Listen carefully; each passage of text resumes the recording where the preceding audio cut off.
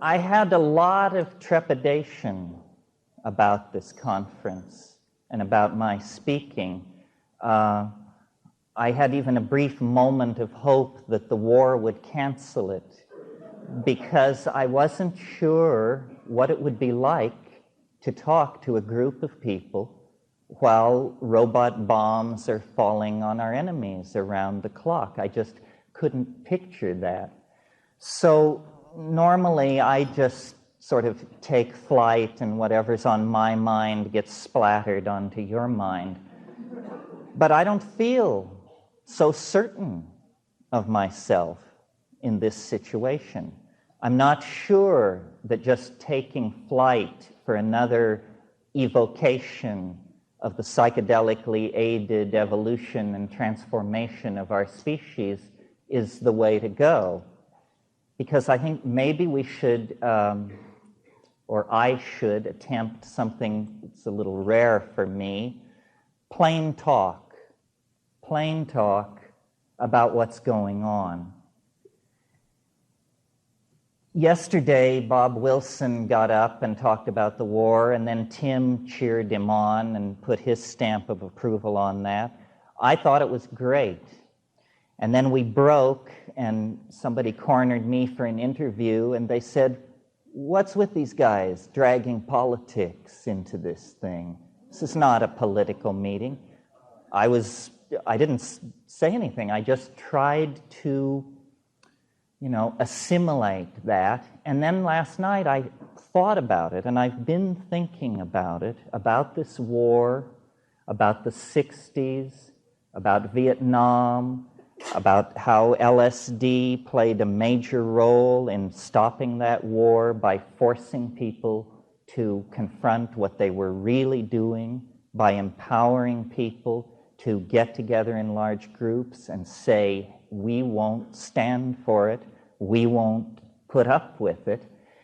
And even though the war is now 2 weeks old, whatever it is, for the first time, really last night, I got why it feels so bad to me personally, and by extension, I think, to all of you. Aside from all the horrors of war, which you have had rehearsed for you over the past 2 weeks, what really is a pisser about this is that it means for people my age and older, they didn't hear us.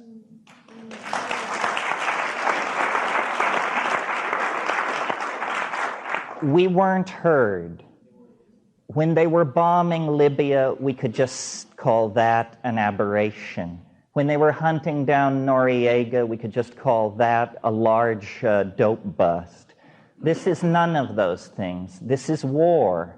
And what we said, if you can take the psychedelic and political struggles of the 1960s and boil it down into one phrase, what did we stand for?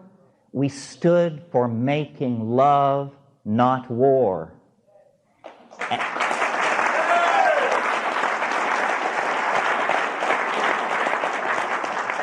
And ever since the Marines were shoved into the sea at Da Nang and the CIA was helicoptered off the embassy roof in Saigon, we've been able to hold a delicate and very tense balance between the view of the dominator, weapon-worshipping, old-style macho approach to things, and our own.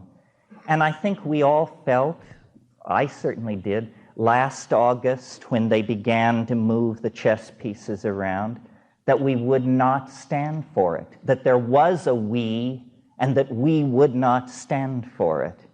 And if you were able to keep your idealism intact until the congressional debate, when you felt then they represent us, they will stop it. After all, it's the opposition party to the administration.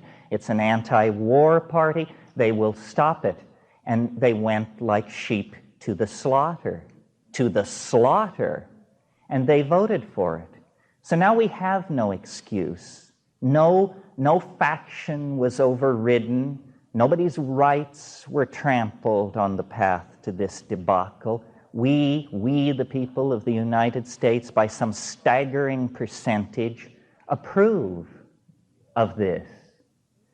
Well, so that's to people like myself and Tim Leary and Bob Wilson and John Lilly and all the people who aren't here and all of you that I've grown up with and worked with, this is an abomination. We stand for consciousness expansion. Do you know how much shit you have to have for brains to wage war? It staggers the imagination. We stood for deconditioning, asking questions, resisting authority. Today, no questions are being asked. Authority is not being resisted. Oh yes, there are demonstrations against the war, but in a democracy they have what's called a 5% rule. It doesn't matter if only 5% are involved in it. It doesn't matter what it is. So we have been effectively isolated.